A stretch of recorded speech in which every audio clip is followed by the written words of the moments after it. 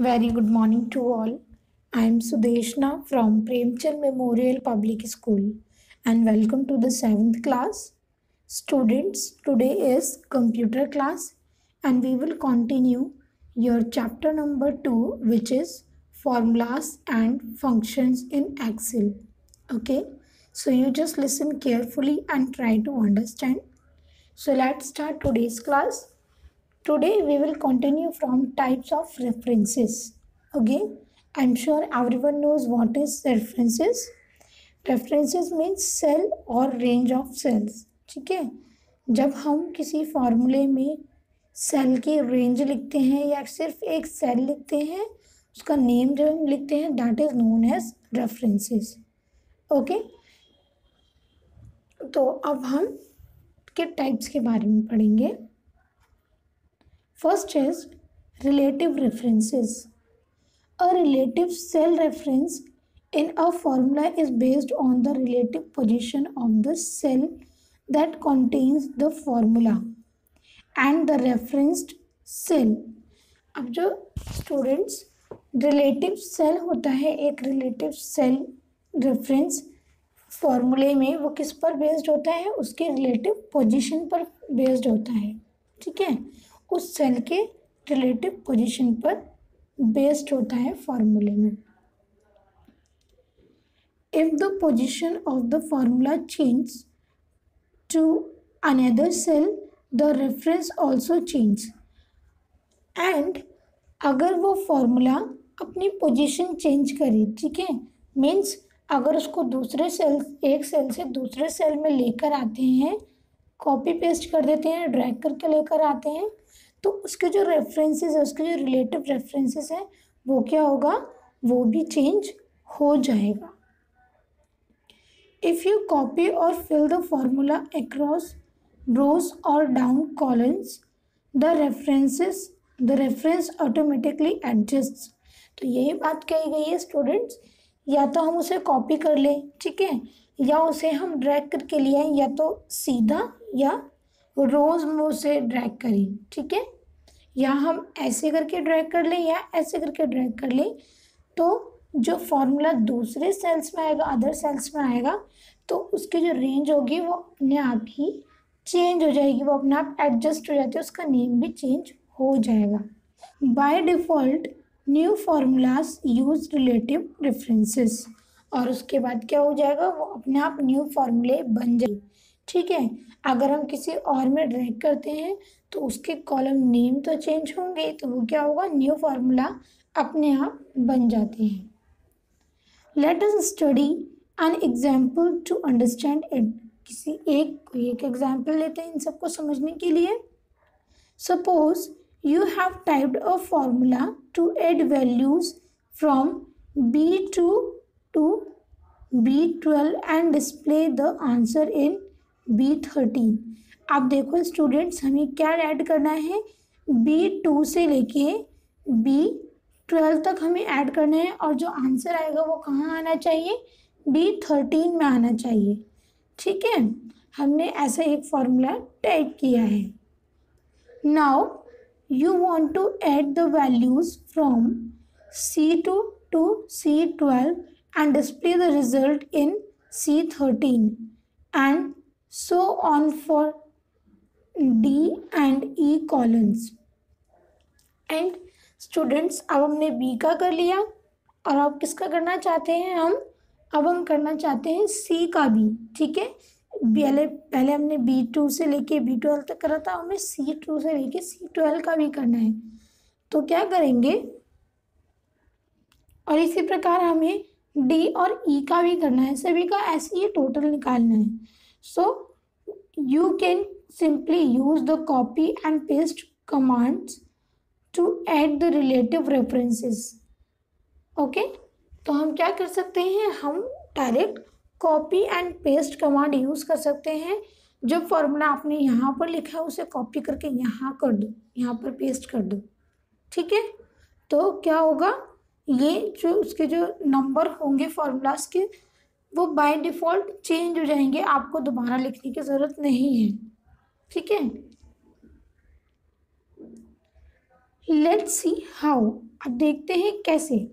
Step 1, select B13 and type the formula is equal to sum B12 colon B2 colon B12। ठीक है, तो अब हमने ये फॉर्मूला लिख दिया B13 में। After that now drag cell B13 across C13, D13 and E13। अब अक्रॉस लेकर आना है, ठीक है, डाउन नहीं जाना है, अक्रॉस जाना है। तो क्या करेंगे, ये जो हमारा सेल है, ठीक है, जिस पे हमने फॉर्मूला लिखा है उसके कॉर्नर पे जाएंगे, यहाँ पर bottom side right side corner पर जाएंगे और वहाँ पर एक प्लस का साइन हो जाएगा, जैसे देखो ये दिखाई दे रहा है, ठीक है।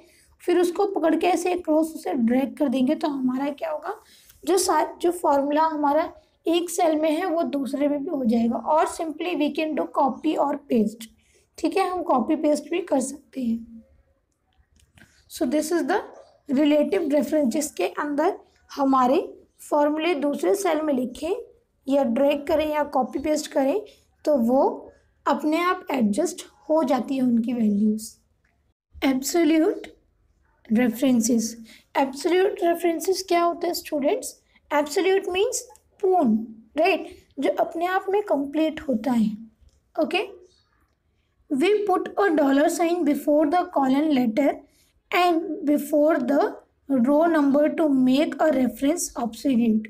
किसी भी रेफरेंस को ऑब्सोल्यूट बनाने के लिए हमें उसमें जो रेफरेंसेस लिखे होते हैं, जो नेम लिखे होते हैं कॉलम और रो के, उसमें हमें कॉलन लेटर के पहले डॉलर का साइन लगाना होता है, ठीक है, एंड रो नंबर से पहले भी डॉलर का साइन लगेगा, ठीक है, dollar, this one dollar sign, okay.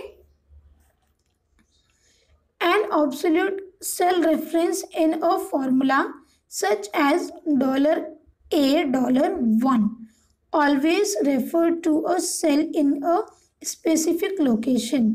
अब ये देखिए absolute cell reference जो होता है उसमें हम कैसे लिखेंगे, जैसे कि ये है, देखो कॉलन लेटर से पहले डॉलर है और रो नंबर से पहले डॉलर है, ठीक है।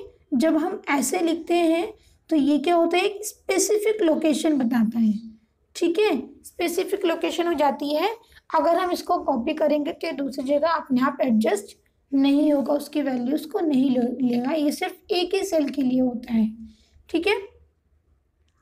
इफ़ यू कॉपी और फिल द फॉर्मूला अक्रॉस रोज और down columns the absolute references does not adjust. तो मैंने यही बात बताई कि अगर आप एब्सोल्यूट रेफरेंस को क्या करेंगे, उसको कॉलम में ड्रैग करेंगे या रो में ड्रैग करेंगे तो वो अपने आप एडजस्ट नहीं होगा। We have to write once again, okay, हमें बार बार लिखना होगा, ठीक है स्टूडेंट्स, क्योंकि ये हर सेल के लिए एक स्पेसिफिक होता है, उसकी स्पेसिफिक वैल्यूज़ होती हैं, ठीक है। Let us calculate the incentive at the rate of 10% on monthly sales. तो चलिए एग्जाम्पल दिया हुआ है स्टूडेंट्स आगे, जिसके अंदर 10% इंसेंटिव का रेट दी हुई है, ठीक है, हमें उसको देखना है। टाइप 10% इन सेल D1। अब हम D1 में यहाँ पर क्या किया है, 10% टाइप किया है। Click on cell D4। अब D4 पर क्लिक कीजिए तो this is okay, type is equal to B4 star $D $1 and press the enter key. अब हमें क्या करना है, वहाँ पर टाइप करना है। D4 में हम टाइप करेंगे D is equal to B4 multiply और स्टार $D $1। ये टाइप करने के बाद we have to press enter key. हमने एंटर की प्रेस की। The cell D4 displays the value 100। जो D4 सेल है स्टूडेंट, उसके अंदर क्या वैल्यू शो हो रही है, 100। Okay, the first cell address has no dollar sign, so it is relative reference, and the second cell address is fully obsolete. जो first cell है स्टूडेंट्स उसमें क्या है, वो completely रिलेटिव रेफरेंस है, ठीक है, क्योंकि उसके अंदर कोई डॉलर साइन यूज नहीं किया है. But the second one is completely absolute because we have used their dollar sign. Okay, जो सेकेंड है उसके अंदर डॉलर साइन यूज किया है, इसीलिए वो कम्प्लीटली क्या है, ऑब्सोल्यूट रेफरेंस है. Therefore, when the cell is copied, the first one will change the reference in the new location, but second will remain the same. For example, $D $1. ठीक है, तो इसीलिए जब हम कॉपी करते हैं स्टूडेंट्स, अगर हम रेफरेंस रिलेटिव रेफरेंस को कॉपी करेंगे तो वो चेंज हो जाएगा, बट अगर हम ऑब्सोल्यूट वाले को चेंज करेंगे तो वो चेंज नहीं होगा. उसको कॉपी करके पेस्ट करेंगे तो वो चेंज नहीं होगा. ओके, वो वैसे ही रहेगा. उसकी क्या है वो, $D $1. ठीक है. Now copy the formula when the pointer change to a copy pointer symbol. तो अब हम क्या करेंगे, उसे कॉपी कर सकते हैं जब पॉइंटर प्लस सिंबल में कन्वर्ट हो जाता है. ठीक है, चेंज हो जाता है. Drag the selected formula to the rest of the cells. अब हम क्या करना है, उसे ड्रैग कर दो, उस प्लस सिंबल को पकड़ के हम ड्रैग कर देंगे तो वो ऑटोमेटिक कॉपी हो जाएंगे.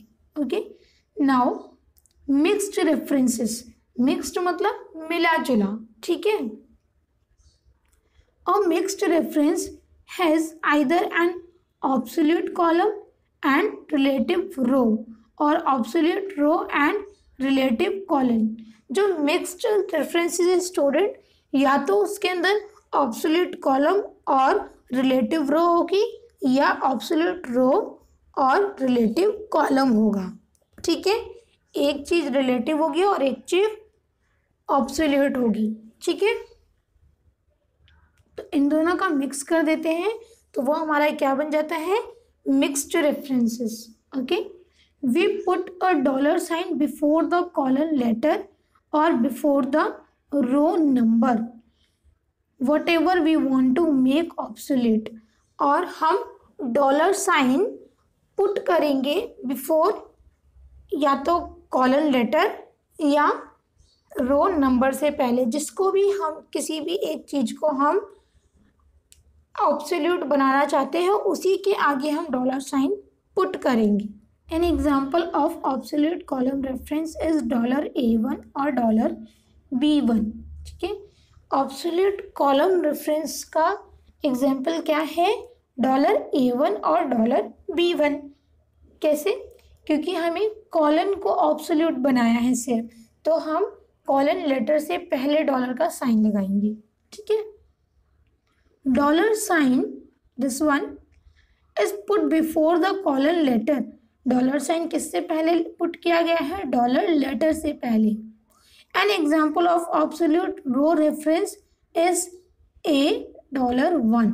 अब ऑब्सोल्यूट रो रेफरेंस का एग्जाम्पल क्या है, $1. ठीक है, क्या है, $1. ऑब्सोल्यूट रो है तो हम रो नंबर से पहले डॉलर का यूज करेंगे. Dollar sign is put before the row number.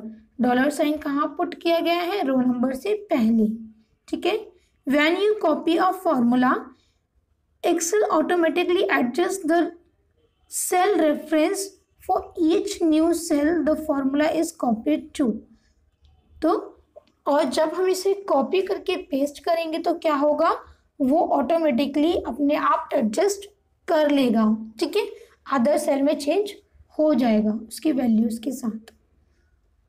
The absolute reference does not adjust. और जो ऑब्सोल्यूट रेफरेंस है वो एडजस्ट नहीं होगा. देखो स्टूडेंट, ये मिक्स्ड रेफरेंस है तो आधा तो हमारा रिलेटिव होगा और आधा हमारा ऑब्सोल्यूट होगा. ठीक है, तो जो आधा रिलेटिव होगा वो चेंज हो जाएगा और जो ऑब्सोल्यूट होगा वो चेंज नहीं होगा जब हम इसे कॉपी पेस्ट करेंगे. Okay, consider the worksheet in figure. आप देखिए एक वर्कशीट दी गई है, ठीक है, इस फिगर में, इसमें it calculates the area of rectangle of various length and breadth values.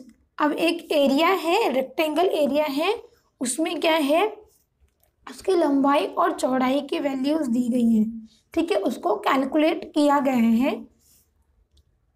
The formula in cell C3 is equal to $B3 star $C2, ठीक है स्टूडेंट्स।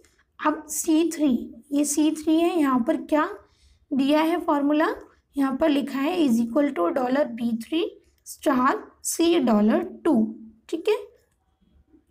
तो अब ये इसको और इसको मल्टीप्लाई करेगा तो कितना आएगा, 2 1 जा 2, ठीक है। Copy the formula to the cell range C3:F6। अब हमको क्या करना है, इस फॉर्मूले को कॉपी करके पेस्ट करना है C3 से लेके F6 तक, ठीक है। यहाँ से लेके हमें यहाँ तक इसको क्या करना है, हमें कॉपी करना है। जब हम इसे कॉपी पेस्ट कर देंगे स्टूडेंट्स तो क्या होगा, तो जो हमारा ये वाला है, ये एब्सोल्यूट रेफरेंस है, वो चेंज नहीं होगा, मगर ये वाला जो रिलेटिव रेफरेंस है ये चेंज डेफिनेटली होगा, ठीक है। ऐसे इधर जो हमारा C है, ठीक है, ये हमारा रेफरेंस है, ठीक, रिलेटिव है, रिलेटिव रेफरेंस है, तो ये डेफिनेटली चेंज होगा, बट जो हमारा एब्सोल्यूट रेफरेंस है ये चेंज नहीं होगा, ठीक है। In this example both the cell references are mixed, ये क्या है, मिक्स्ड है। The reference to cell B3 uses an absolute reference for the column and the reference to cell C2 uses an absolute reference for the rows, okay। तो क्या है students, जो हमारा first है रेफरेंस, इसमें क्या है, जो हमारा कॉलम है वो हमारा एब्सोल्यूट है, और जो सेकंड रेफरेंस है उसमें हमारी रो एब्सोल्यूट है, ठीक है। Text formulas. A text string or a text value is a sequence of characters on which you cannot perform mathematical operations like addition, subtraction, multiplication or division. String means we can say wire के जैसे, ठीक है, एक तार। तो text formulas क्या होते हैं स्टूडेंट्स, वो एक कैरेक्टर्स का एक सीक्वेंस होता है, ठीक है, कैरेक्टर्स की वैल्यू का एक सीक्वेंस होता है जिसमें मैथमेटिकल ऑपरेशंस परफॉर्म नहीं करते, like addition, subtraction, multiplication, division, ये जो ऑपरेटर्स होते हैं ये परफॉर्म नहीं करेंगे, okay. However you can join strings, joining the strings is called concatenation. So concatenation means कड़ी, जो एक के बाद एक जुड़ती चली जाती है, ठीक है। फिर भी हम स्ट्रिंग्स को ज्वाइन कर सकते हैं, और जब हम स्ट्रिंग्स को ज्वाइन करते हैं that is known as concatenation, okay. We use the ampersand character to concatenate strings, okay. हम किसका यूज करते हैं, हम एम्परसेंड कैरेक्टर का यूज करते हैं, किसके लिए, कॉन्केटिनेट स्ट्रिंग के लिए, okay. For example in the worksheet shown in figure, if you type is equal to A1 ampersand and this sign quotation, okay, again quotation, ampersand B1 in cell C1 and press enter, you will see the result, the concatenated text keep smiling। तो student अब देखिए, जब हम worksheet में, देखो यहाँ पर एक एग्जांपल दिया है, अगर हमने यहाँ पर C1 में टाइप किया, ये फॉर्मूला अगर हमने टाइप करा is equal to A1 ampersand quotation again quotation ampersand B1, जब हमने ये टाइप किया तो हमारे पास क्या आया, हमारे पास कॉन्केटिनेशन आया, कीप स्माइलिंग। ठीक है, ये टेक्स्ट हमारे पास आया। तो ये भी एक फॉर्मूला होता है। ठीक है, हम कीप स्माइलिंग ना टाइप कर करके क्या कर सकते हैं, हम ये फॉर्मूला टाइप कर सकते हैं। Okay, formula errors. We may sometimes find that if a formula is incorrectly entered, Excel displays an error message। और हमने समटाइम्स स्टूडेंट देखा है कि जब कोई फॉर्मूला गलत एंटर हो जाता है तो एक्सेल कुछ एरर दिखाता है। ठीक है, तो वो एरर्स क्या होते हैं, the following table displays some errors in Excel and their possible causes. तो उन एरर्स को यहाँ पर दिखाया गया है जो पॉसिबल कॉजेज होते हैं। ओके, ये देखिए, hash hash hash hash hash. This error occurs when a cell is not wide enough to show the values. ये एरर कब आता है, जब वैल्यू बहुत ज़्यादा बड़ी होती है उस सेल में, फिर वो दिखाई नहीं देती है। ठीक है, बट जब हम उस सेल पे क्लिक करेंगे तो हमें वो वैल्यू दिखाई देगी। ठीक है students, hash number and exclamation mark, ये कब दिखाई देगा, this error occurs when a incorrect argument is specified in a formula. जब हम फॉर्मूले में स्टूडेंट गलत आर्ग्यूमेंट हम पुट कर देते हैं तब ये क्या होगा, ये एरर दिखाई देगा ये। Okay, and third, this error occurs when a reference given to a cell that does not exist।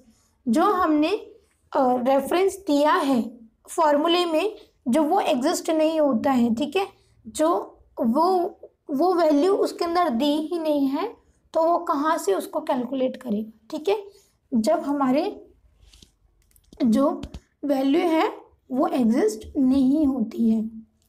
And fourth, this error occurs when a formula divides a number by 0 or any empty cell। ये कब दिखाई देगा student, जब हम किसी को भी हम 0 से डिवाइड करेंगे। तो 0 से तो हम डिवाइड कर ही नहीं सकते, है ना। तो या हम 0 से डिवाइड करेंगे या एम्प्टी सेल से हम डिवाइड करेंगे, तब ये एरर दिखाई देगी। Next, this error occurs when a formula is used incorrectly. जब फॉर्मूला इनकरेक्टली यूज किया जाता है तब ये वाला जो एरर है हैश नेम क्वेश्चन मार्क, तब ये यूज किया जाता है, तब ये शो करता है। ठीक है, last one, this error occurs when a formula uses a value that does not exist. और ये एरर कब आता है, जब हाँ वो वैल्यू दी ही ना हो। ठीक है, जैसे हम एक टेबल में फॉर्मूला यूज़ कर रहे हैं और वो वैल्यू उसके अंदर दी ही नहीं है, उस टेबल से अलग हम रेफरेंस लिखते हैं तो क्या होगा, ये एरर हमें दिखाई देगा hash N A.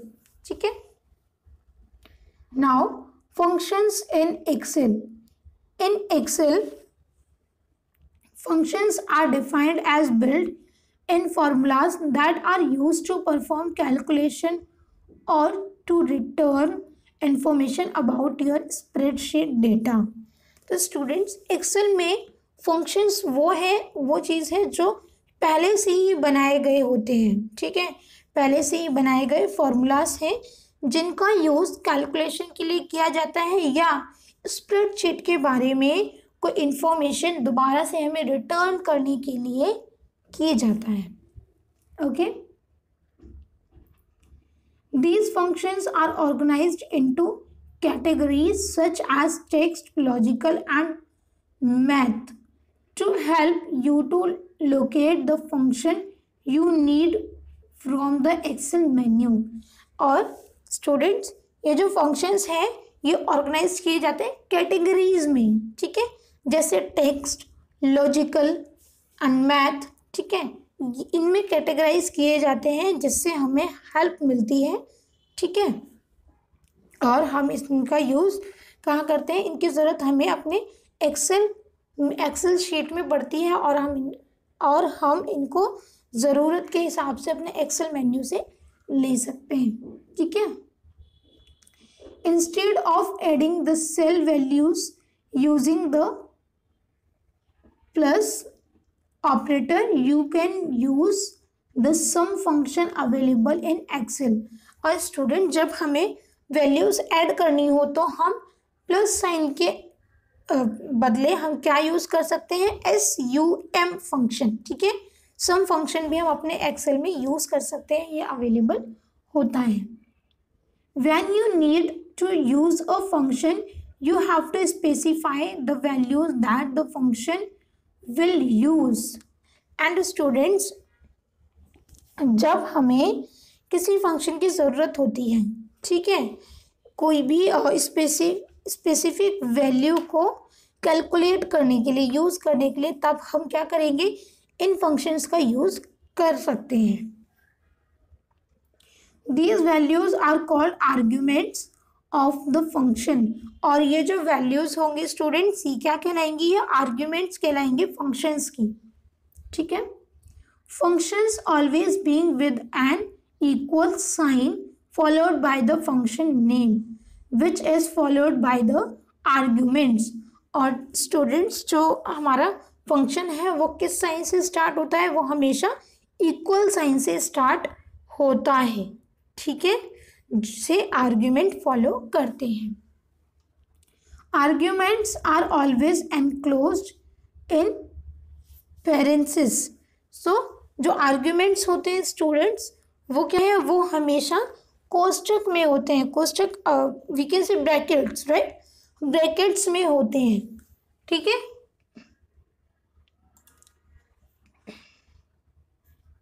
Now rules for writing a function. अब किसी भी फंक्शन को लिखने के रूल्स क्या होते हैं, a function should start with an equal sign followed by the function name.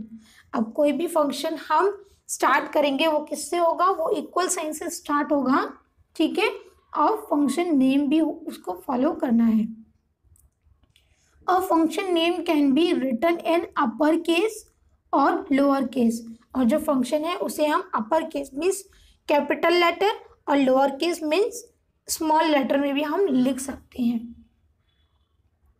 Argument should be enclosed within parenthesis.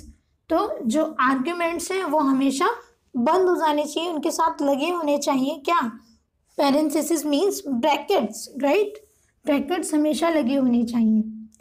No blank space should be given between the equal symbol function name and arguments. और कोई भी blank space नहीं देना होना है वहाँ पर जब भी हम कोई फंक्शन लिखेंगे, ठीक है, ना तो इक्वल साइन के बाद होना चाहिए, ना ही किसी फंक्शन के बाद होना चाहिए, ठीक है, और ना ही आर्ग्यूमेंट्स के बीच में होना चाहिए, okay. If there is more than one argument in a function a comma should be used to separate the arguments. And students अगर एक से ज़्यादा हमारे क्या है आर्ग्यूमेंट्स हैं फंक्शन में तो हम क्या यूज़ करेंगे, हम कॉमा सिंबल यूज करेंगे, ठीक है। सम कॉमन फंक्शंस, अब कुछ कॉमन फंक्शंस होते हैं। Auto sum, auto sum means अपने आप सम करना, ठीक है। Let us see how to use the auto sum feature. अब देखते हैं step 1, click on the cell E11 where you want the result to appear and then the auto sum command in the editing group. And student E11 पे click करेंगे जहाँ पर हमें क्या करना है, अपना वैल्यू हमें देखना है, रिजल्ट हमें देखनी है, ठीक है, और अपना ऑटो सम का फॉर्मूला भी हम वहीं पर एंटर करेंगे उसकी कमांड, ठीक है। Step 2, a dashed border around the range of cell E2 colon E10 appears. और फिर क्या करेंगे हम, जो हमारा डैश बॉर्डर है अराउंड द रेंज, रेंज के साइड में, ये देखो ये हमारा बॉर्डर आ रहा है, दिस वन, ठीक है। ये क्या है, ये किसका बॉर्डर है, ये E2 से लेके E10 तक का बॉर्डर है, okay. Press the enter key and the sum gets displayed. और जब हम एंटर की प्रेस कर देंगे, एंटर की प्रेस कीजिए एंड देन फिर क्या होगा, हमारा सम डिस्प्ले हो जाएगा। The auto sum feature is use to not only find the sum of the given numbers but also to find the average, count, maximum and minimum और a range of cells. Student, जो auto sum feature है वो सिर्फ add करने के लिए ही नहीं use किया जाता है, उसका यूज़ हम एवरेज, काउंट, मिनिमम और मैक्सिमम के लिए भी यूज़ किया जाता है, ठीक है, जो हमारी सेल्स की रेंज होती है उनके लिए। Okay, so how we will do that? First is average. Okay, let us see the use of average function. Click on the cell C11 where you want the result and type the formula as average C2 colon C10। और फिर क्या करना है, हमको एक cell C11 पे click करना है इस टेबल में जहाँ पर हम अपना रिजल्ट देखना चाहते हैं और अपना फॉर्मूला ऐड कर दिया है, ठीक है। फॉर्मूला ऐड करने के बाद क्या होगा, प्रेस द एंटर की टू सी द रिजल्ट, और फिर उस पर एंटर की प्रेस करेंगे, हमारे पास रिजल्ट आ जाएगा। Okay, max and mini. The max function is used to find the largest value from a specified set of values. Try the following steps. और students, जो मैक्स होता है वो किस लिए यूज़ किया जाता है, जो लार्जेस्ट वैल्यू होती है, ठीक है, हमारे जो टेबल है, जो भी नंबर है, ठीक है, उसमें से हमें लार्जर अगर हमें वैल्यू निकालनी है तब हम मैक्सिमम का यूज़ करते हैं, ठीक है। देखिए कुछ स्टेप्स हैं। Click on the cell D11 where you want to get the output. C11 पे क्लिक कीजिए जहाँ पर आपको आउटपुट देखना है, ठीक है। Then type the formula as MAX max D2 colon D10। फिर फॉर्मूला हम टाइप करेंगे, वो क्या है, is equal to max D2 colon D11। And student, हमें ब्रैकेट्स भी ज़रूर लगाना है और हमें इक्वल टू का साइन भी ज़रूर लिखना है, ठीक है। Step 2, press the enter key and see the result. Enter key press करेंगे और हमारे सामने रिजल्ट होगा। Okay, similarly the min function is used to find the minimum value. और उसी की तरह जैसे हमने मैक्सिमम का वैल्यू निकाली थी, इसी तरीके से मिनिमम की वैल्यू हम निकाल लेंगे, ठीक है। मिनिमम मतलब सबसे कम, ठीक है, सबसे कम जो वैल्यू हमें निकालनी होगी तो हम क्या यूज़ करेंगे, मैक्स की जगह सिर्फ MIN मिन लिख देंगे। ओके, बाकी सारा हम अपने रेफरेंस अपने हिसाब से लिखेंगे जिसमें से हमें निकालना है। Now count. Let us count the number of numeric values in column F। अब हम कॉलम F में जो नंबर्स हैं उनकी जो वैल्यू है उनको, उनके नंबर को हम काउंट करते हैं, ठीक है, कि वो कितने हैं। Type the formula is equal to count F1 colon F10। और फिर टाइप करेंगे हम फॉर्मूले को जहाँ पर हमें वैल्यू चाहिए, आंसर चाहिए, is equal to count F1 colon F10। Count function gives you the numeric count. और काउंट फंक्शन क्या देता है, हमें न्यूमेरिक काउंट देता है, काउंट करके बताएगा। स्टूडेंट्स, अब देखो ये कितना है, हमने यहाँ पर फॉर्मूला लिखा तो ये बताएगा 1 2 3 4 5 6 7 8 9, ठीक है, 9 आंसर हमें यहाँ पर दिखाएगा, ठीक है, क्योंकि हमने काउंट करने के लिए बोला तो वो काउंट करके दिखाएगा। Okay, I am sure students you understood today's class. If you have any problem you can ask to me. So thank you so much.